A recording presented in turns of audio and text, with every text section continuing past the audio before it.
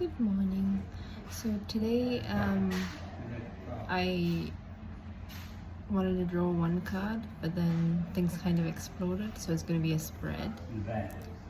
Let me just show you. There we go. Okay, so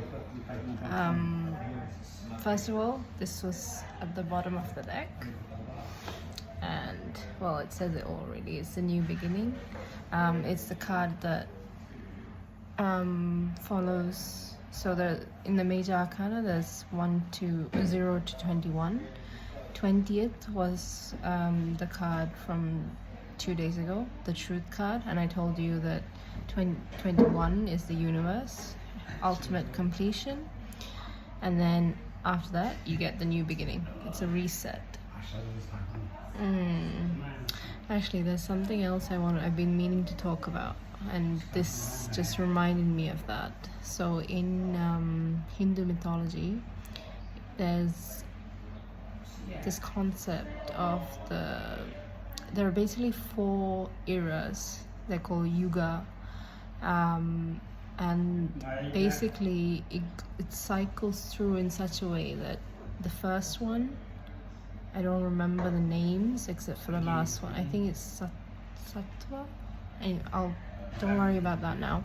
So the first one is the one where everyone is most closely aligned with spirituality, with God, with higher beings. So they're at their best selves basically. They're the purest souls. They're the ones with the most good within them, most humanity within them. And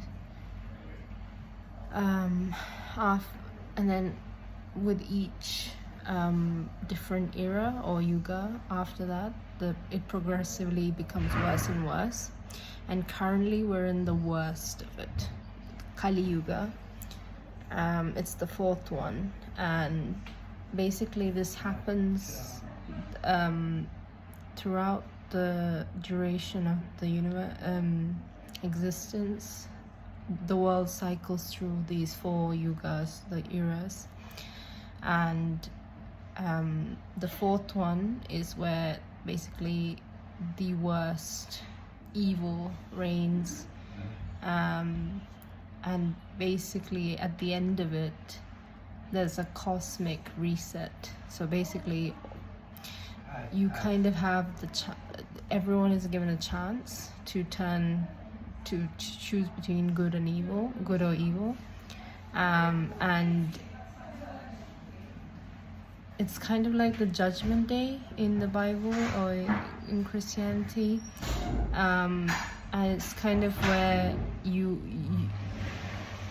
don't have to do much basically to become close to God. You just have to be a good person. You don't even need to believe in spirituality. That's not necessary. That you just have to be a good person, and you don't have to do much to achieve that. Because even if you have a small amount of goodness within you, that means that you get to go to the new earth. You get to go into the next era, which is basically where everyone is aligned with a higher purpose, the goodness, good wins basically. And then in the kind of mythology, what happens is once that process of differentiating, of picking, or of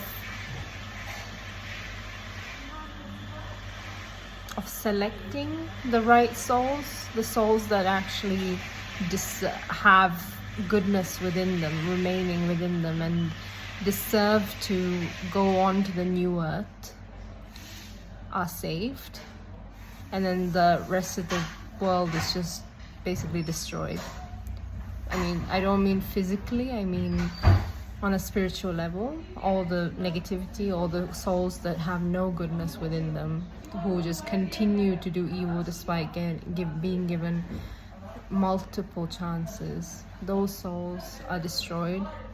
And then we start with the new earth, or new I think it's Sattva Yuga, the first yuga. I need to look it up. But basically that's when you start with the new yuga. So that just this whole thing just reminded me of that. So this is a new beginning now, because like I said, the Capricorn moon that just passed was extremely powerful. Apparently it's basically like an activating moon, and it's also the day of judgment. It's that on that day, if you become close to God, become in touch with your humanity, it kind of helps you to navigate. It means you have some hope left, if that makes sense. Yeah, so that was the bottom of the deck, which is a very positive card to have at the bottom of the deck. And then I wandered a bit more, so I took and not shuffled, and I got this card, Material Harvest, which again, extremely positive card. It's basically so the red means it's physical, usually means like finances, but also just in general things in the physical realm, like comfort, stability. It's basically about reaping the rewards of your labor. Like you can see there's coins, there's fruits, so it can be just like in general very positive. And it's number 9, so it's like the end of that cycle in terms of the physical world. And then 2 more cards kind of popped out. There was like a bit of an explosion of cards actually today. One of them was this one. It's blue, so it's mental, or the swords in the traditional tarot. This one always made me think of a double-edged sword, and it makes me think like it always represented that. And I think it's because intelligence, which is what this represents, this blue represents intelligence, it's swords, and you can use intelligence for good or evil, right? So it depends on how you wield it, and that kind of is true for most things if you think about it. Even if you think about magic, which, you know, this is the whole thing going on with me and my family, but the difference is my family use magic for dark stuff, for evil stuff. And, you know, magic doesn't have to be anything to do with rituals or wands or anything. It's about energy. It's like if you say slander people, if you use your voice to talk badly about people when they have, you know, just because of jealousy or spite, that is black magic. If you make food for them with the intent of controlling them, that's black magic. They don't have to put anything in it. It's about the intent behind your actions. Because that's what my mother was doing to me.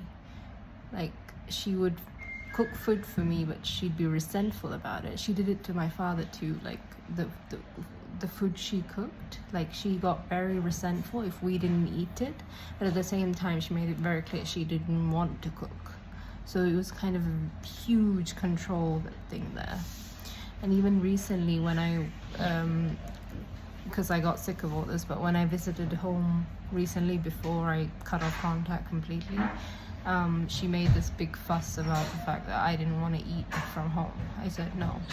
And then she kind of forced me to drink some like water with basil leaf, like holy basil, that basically she'd like recited a lot of mantras over. And I didn't want to drink it, but at the same time it was also kind of like, if I said no then it would have been more drama than it was worth. So what I did was, mentally I just said to myself, I know this is not good, well intentioned, so I don't want any of the negativity to touch me. And then I drank it. And I think that's important because your mind is very powerful. You don't need to go to go to temples, go to churches, go to mosques. I mean, obviously do it if you want, but what I'm saying is your mind is powerful enough, and that's this card. This is the mental card. It's about your strength of your mind, and you can wield it any way you want. So if you protect yourself against, you can protect yourself against negativity with your mind. And in the same way, people use their mind to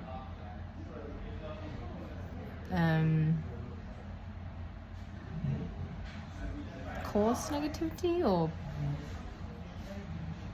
that's not the right word, but I think you understand what I'm saying. Yeah. I'm gonna move on now because I'm just babbling. And then also this came out at the same time, the heart chakra, and it's really nice to see this coming out again because it's been a while since it came for me. It's been years actually since it came for me, because I kind of closed my heart to love quite a while ago, and then recently I dared to open it again and got effed, so effed, especially because it was a betrayal of trust, because this person was my best friend, and he knew, I confided in him about like previous problems I had, previous relationship things, so he kind of knew everything, and I didn't realize he saw me as more than friends, or he wanted to have a different kind of relationship with me. Maybe that's just me being naive, I guess, but he kind of used that information that I told, you know, he kind of betrayed my trust because I saw him as a friend. He was my best friend. I told him everything. He was the one I went to about guy problems, about family issues, you know, whatever it is. He was my, like, I thought of him like as this weird mixture of friend, brother, and even a kind of father figure, because I didn't have any of those in my life. So, and then for that to happen, kind of really, that loss is such a big loss on so many different levels. Like, I'm still trying to go through that. I'm still processing it. I mean, I'm over it in the sense I'm not, that door is completely shut, but I think more than the loves, like romantic stuff, I really miss the family aspect I got there.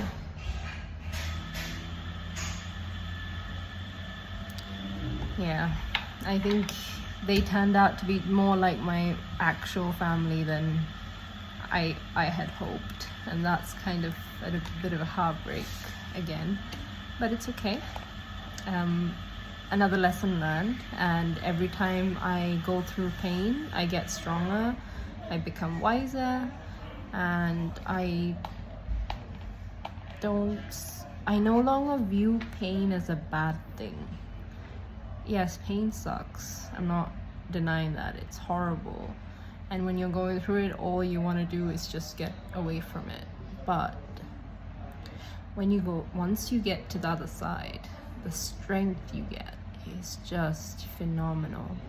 And actually, I think that's the real lesson here, that usually what happens is when you're feeling pain, you do anything you can to kind of get away from it. And that's where this addiction stuff comes in. You know, you feel the pain, but you don't want to sit with the pain because it's horrible, right? Obviously, I understand. I went through the same cycles, obviously. And you just turn to anything else. Like, it could be alcohol, it could be drugs, that could be sex, could be food, gaming, social media. You know, you just turn to anything that you can to escape that pain.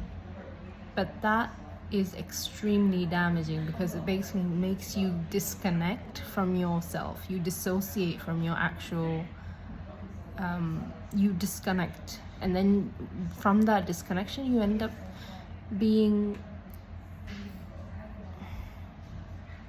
vulnerable to do things that go against your morality, that actually harm other people.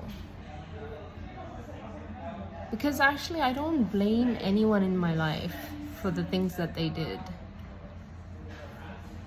even though they're horrible things, but I can actually see what happened there. It's not that they're evil, it's the fact that they let their base emotions like jealousy, pride, sloth, greed, they let those like really horrible base characters override their good things.